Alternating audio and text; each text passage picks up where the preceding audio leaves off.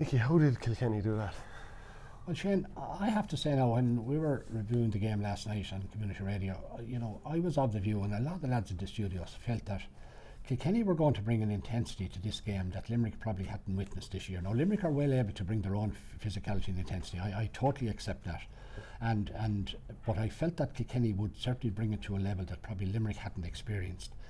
I also felt that Limerick, despite what John Colley might have said to us in the interview, I felt that Limerick hadn't played a competitive match for a month.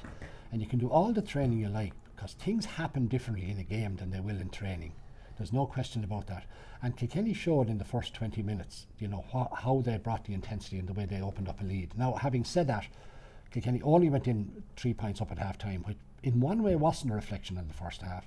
But then when Limerick assess this game, they will see 2 or 3 very poor wides in the first half that could have made the game closer. But Kilkenny amazingly stayed ahead of them for the whole match.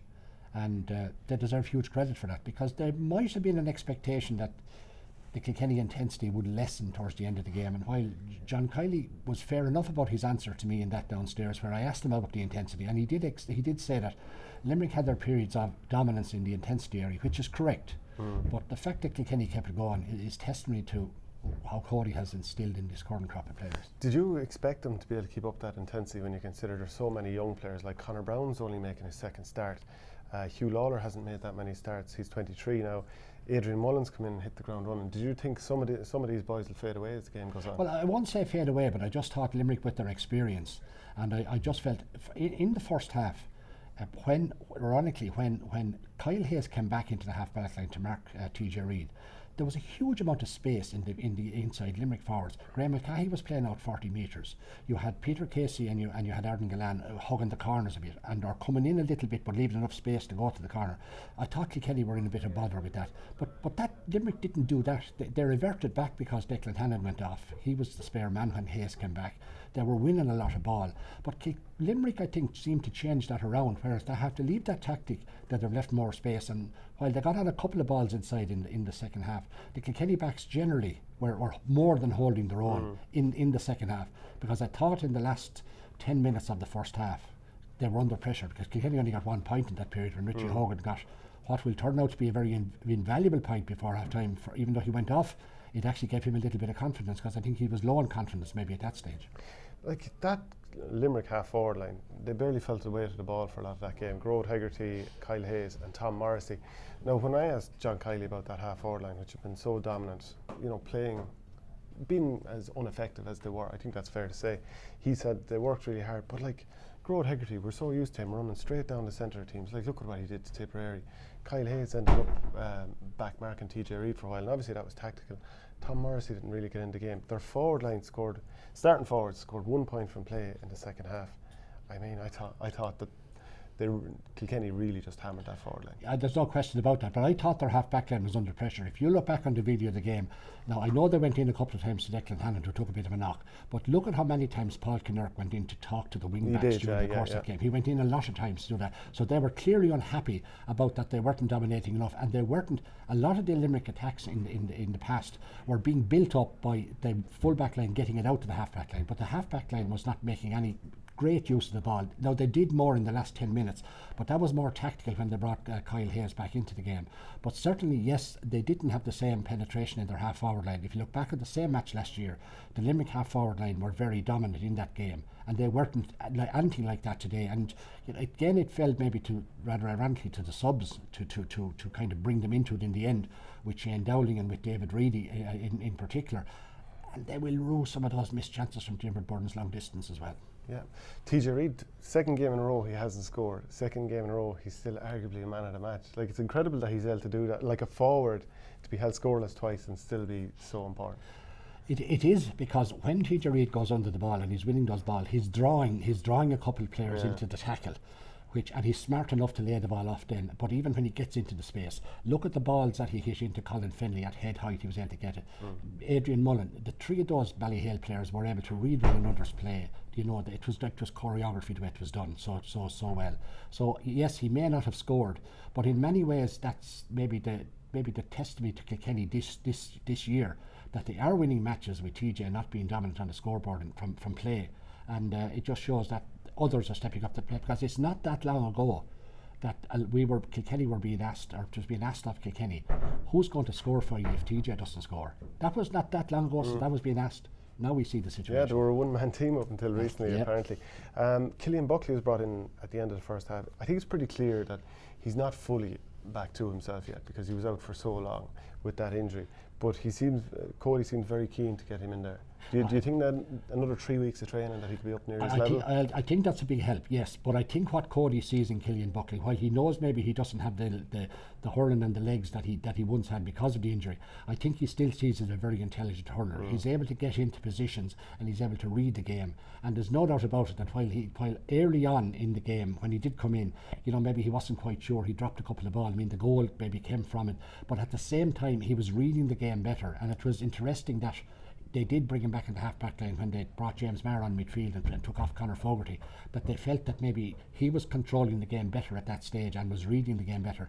And I think that's what Cody sees in it. He used the term about Hugh Lawler downstairs about intelligence. He thinks the same way about Buckley. Intelligence. He's an intelligent player. And Cody likes players who can think well on the field as well, because he knows the ability of being able to send instructions in is impossible in Croke Park. So you need players who are intelligent to read a game and be in the right position. How, like, there was no expectation in Kilkenny of this team this year. So to get them to an All-Ireland final, how big an achievement is that in the terms of what Cody has done previously? Yeah, I think it might be maybe exaggeration a bit to say there was no expectations. There was minimal expectations. In the same with the minor team, it should be said as well. There was minimal expectations there. But you see, I suppose in Kilkenny, we are fortunate that in the current generation of people who watch Kilkenny, we're seeing what teams have done in the past. And while the current team is not comparable to the teams that have been very successful, they have grown up seeing the way they're able to win games and grind out games and what's required to do that. So that level of intensity, that level of commitment, that level of belief is coming from players. And Kilkenny may not win the minor or senior All-Ireland this year. That may not still happen. There's no question about that. There's no guarantee there at all. But they are where they are because players, just when they knuckle down, and I think it is fortunate, rather ironically, as much as Kilkenny would love to have win the Leinster final, there is no doubt about it that having the Cork game was allowed Kilkenny to try out a few things and remedy a few areas on the field that maybe weren't going that well. Now I know Richie Lahey came off today, but Richie Lahey got a bit of a knock in training last week, which nobody knew about. So I mean, he certainly probably was feeling that, and that was why he was taken off. So, but I think, to be fair to Cody and his selectors, they really have worked well in terms of working the line and working the team, and they have moulded the team now that, you know, when they come to pick the team in the final, it's they probably don't have an awful lot of positions to talk about.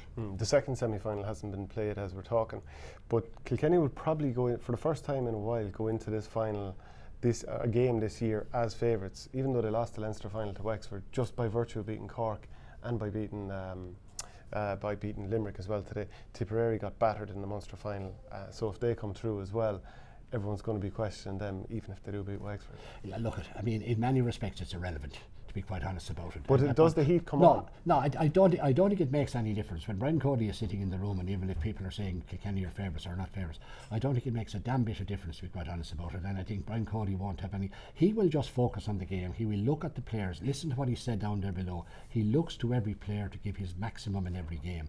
And if you do that, you're hoping that things will work out for you. If you don't do that, you won't win. So the formula is very simple. Executing it is a different game altogether. But I mean, again, we're chatting now before the second semi-final, and it really doesn't matter. Whoever Kilkenny are playing, they're a neighbour. They're going to draw out the best in each other, to be quite honest about it.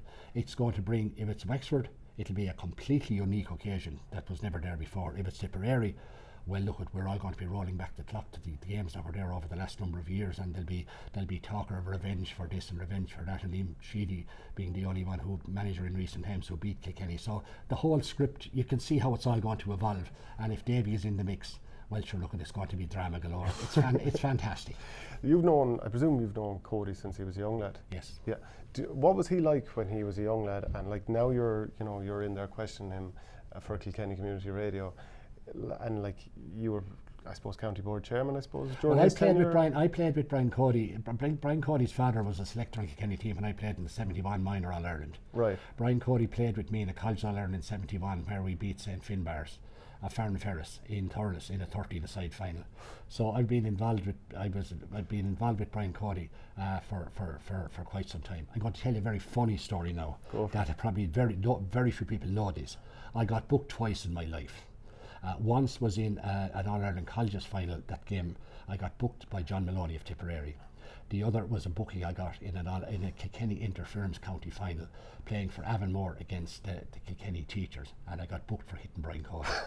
So there's a bit of information, Shane, that nobody else has ever heard before. But look, I have huge admiration for Brian Cody. I mean, what he has achieved is remarkable. I mean, I've seen the stats are there. Maybe Jim Gavin might be the only manager that might ever match that, perhaps. But what he's done is incredible, and where he's summing up the energy for it to keep going. Maybe people don't know, but if you knew Cody, if you knew his family, if you knew what hurling means to him, if you knew what his club means to him, you'd understand that. Why would he not stay going when he has great players there, and when he just tweaks it by bringing in one or two every year, even if Kilkenny are not setting the world on fire at underage? He tweaks it every year, brings in a player, and just somehow or another makes an ordinary player a great player. And has he changed over the years, or is he the same guy now that you knew when you were belting? No, not at all. He changed. I suppose that I always said this to Ian O'Riordan in the Times during the week. The critical time of Brian Cody's change, in my view, was winning the 2006 All-Ireland, where he stopped Cork to 3 in a row. Now, he had an All-Ireland win before that, but the fact that Cork had won in 2004 and 2005, maybe there was doubts about Kilkenny. Had they just come through a good period and suddenly they were not. But by winning in 2006, it got the Cork monkey off Kilkenny's back, and everything, as history now shows, Kilkenny went from strength to strength after that. But I felt that was a critical. Once he got over that final, Brian Cody was on an upward trajectory, and as I said, the rest is history. Thanks very much, Nicky. You're very welcome, Shane.